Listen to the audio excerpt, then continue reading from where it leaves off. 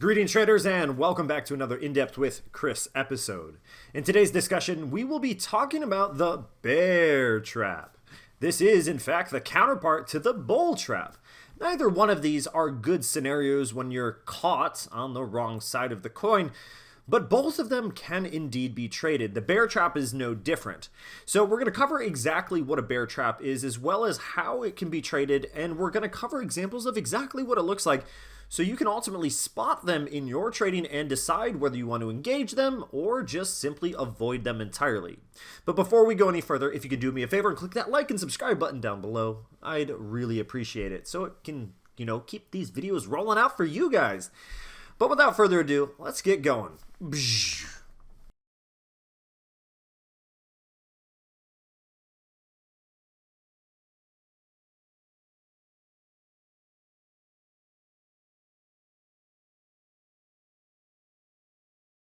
In trading, we have bull markets when the market is rising, and we have bear markets when the market is falling. But also, because of this, there is something called a bull trap and a bear trap. Today, we'll be discussing the bear trap. So what exactly is a bear trap? A bear trap is a technical pattern that commonly occurs when a stock or broader index misleadingly reverses after trending upwards. These bear traps can often trick and lure investors into shorting because of that potential reversal before continuing onwards, getting them caught in the trap. It runs over the sellers and the market continues to stampede upwards and upwards and upwards it goes. So let's talk about how it works. They work in a simple yet complex way. The bear traps prompt investors to expect a decline in the price of whatever it is they're analyzing, which then in turn does cause the investors themselves to go ahead and initiate those short positions because they're expecting price to fall. They're betting on the decline. When the asset that was shorted stays flat or rallies, the investor unfortunately takes a loss. While some investors sell a declining asset to keep the profits, others may be more bearish and will continue to short the same declining asset with the intention of profiting and buying it back once the price declines to a certain level. But if that trend downwards never happens or briefly reverses, the price reversal is identified as what is called a bear trap. The bear traps can be deliberately caused by a big institutional investor trying to trick the smaller traders into thinking that there is an opportunity to short. Once enough short sellers initiate positions, they then lure you in and start going long, reversing price momentum and gobbling up your orders. Bear traps can work in several ways, with two of the most common ways being a support level bear trap and a volume level bear trap. A support level bear trap happens when price hits a support level or briefly breaks it, then reverses upwards. A volume level bear trap occurs the same exact way, however based on volume rather than support. There are several ways to identify a bear trap. Investors most commonly use technical patterns to analyze and evaluate the market trends. Tools such as the Fibonacci retracement, relative strength index, and volume indicators alike all can aid investors' technical analysis in predicting the sustainability of an upwards or downwards trend. The Arun indicator, which we can see down here on the bottom of the chart, is a particularly popular technical indicator that is used to identify price trends as well as the strength of those trends to help identify bear traps. Arun indicator strategies signal when there is a strong uptrend or strong downtrend and detect the legitimacy in trend changes. The Arun indicator is composed of two lines, as we can see. The upline measures the number of periods since a high, and the downline measures the number of periods since a low. Typically, the Arun itself analyzes 25 periods of data by default. When the upline is above the downline, it indicates bullish behavior. When the bearish price behavior is signaled, we are usually going to see the Arun the other way around with the downline above the upline.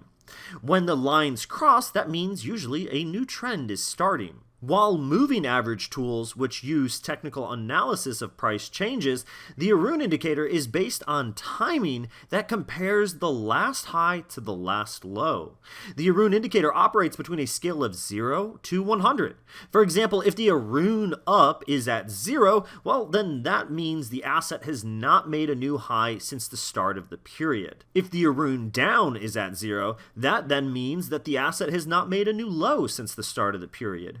Usually investors focus on the 30 and 70 levels along that scale from 0 to 100 because the 30 and 70 levels show that the last high or low occurred in the most recent third of the time period being analyzed. So by paying attention to indicators like the Arun or just price action in general, we can get an idea of how legitimate a move is by paying attention to how recently and how actively the market is continuously adding new highs or new lows in the market. With this chart, we have the Dow Jones futures back from 2013, where we're seeing a very clearly defined bull and bear trap for that matter. On the left of the chart is 9:30 p.m. That is 9:30 p.m. on August 8th, and on the very right, it is going to be 5 p.m. from August 9th. This showcases how volatile the futures markets can be by showcasing a bull trap and a bear trap on the same chart. At the top in the red box, we have a bull trap. On the green box, we have ourselves a bear trap. As the Dow moved lower from the early morning hours of 6:15 a.m. to 8:45 a.m., those who bought the contract at the higher price levels panicked and sold, while others tried to profit by dropping it to a short position. While the abundance of sell orders and shorts caused a sharp market drop, more buyers actually entered the market than sellers, sharply reversing the market and causing it to go higher. The market then rallied for 104 points from the lows of the day. This chart represents a very recent example of a bear trap involving oil back in April. As everyone probably remembers, oil was arguably the most volatile commodity during the COVID crashes of March and April. Even briefly, it turned negative for a period of time. While many people were profiting off of shorting the oil futures contracts, many also lost a lot of money during the subsequent recovery. If there was ever a perfect example of a bear trap, it would be this chart of April 2020 futures contracts for oil. While the futures contracts for oil moved to negative prices, let's pay attention to how volume actually ticked up significantly when oil bottomed out. Before a stock or commodity starts a reversal, volume will usually accelerate. But when the asset changes direction and the volume is low, this could always become a bear trap. We want to pay attention to the overall direction and momentum of an asset. For example, oil was already on a bearish decline. But after oil bottomed out, once May rolled around, we witnessed the oil prices jump by nearly 90%, which was the largest gain in history. This chart of Twitter showcases a good example of a market volume bear trap. When a stock is starting to reverse, approaching new highs or new lows, the volume accelerates like we said. But when the market changes directions and the volume is low, this could always be a bear trap and we need to be on the lookout. Notice how in both of these bear traps on the chart, the stock has still some type of bullish trend defined by the long black arrow. Suddenly, the trend line is broken and the price begins to sharply decrease. But notice the volume below on this chart. Volume is relatively low, which shows that the reversal may not be a truthful indicator of a reversing long-term trend. So the key takeaway, if we're looking at volume, is to identify if the volume substantiates the actual reversal.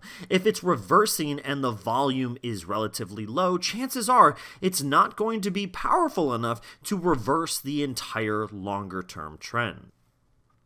While many believe that investing in a bear market is counterintuitive, bear markets offer significant opportunities for either buying low or from profit generated from shorting. Generally, a bear market is going to be classified as when a stock or index falls by 20% from their most recent high. Investors either find opportunities to go long on stocks or indexes attractively priced and start buying, or predict that the stocks will continue to go lower and open those shorts. Depending Depending on the amount of activity, either long or short, the markets will either go lower, officially continuing the bear market, or they'll go higher, officially starting the bear trap. As we touched on before, investors can use multiple trading techniques such as the Arun indicator, Fibonacci retracements, or the relative strength index to distinguish a bear trap from a genuine trend reversal. And before trading a bear trap, it's always important to look at the technicals. If a strong bullish trend suddenly and suspiciously moves downwards, instead of jumping in blindly, it's always a very good idea to use our outside knowledge to confirm how realistic that downturn might be.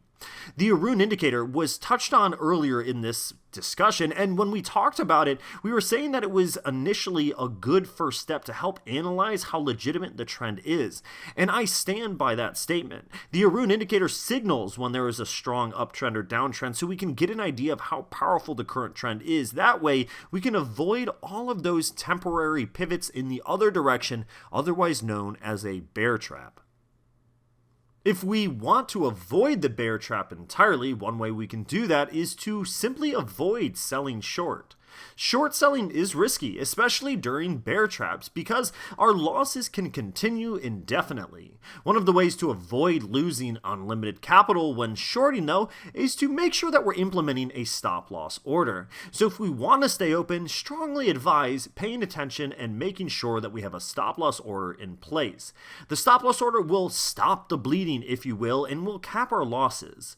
A stop loss order is designed to limit an investor's loss on a position, and it's placed with the broker to make sure that we close out at a certain location, mitigating the losses that we've already sustained.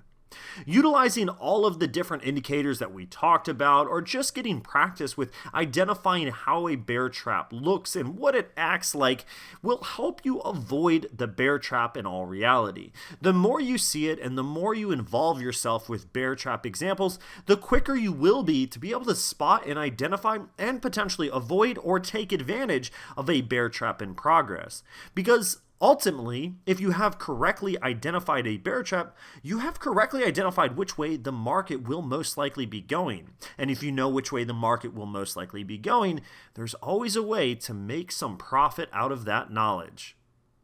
So, to sum it all up, a bear trap doesn't have to be a bad thing. Ultimately, the better we are at identifying it, the better off we'll be in general, because we will have control. We'll be able to decide whether we want to trade it or whether we don't. And after this short video, you should now be at least a little bit more aware of what a bear trap looks like, how to spot it, the different tools you can use to help you spot it, and how you can potentially trade it. But until next time, folks, I look forward to seeing you soon. But do me a favor and click that like and subscribe button down below if you haven't, because it allows me to keep coming out with these videos for you guys. I will see all of you soon. Happy hunting, happy trading, over and out.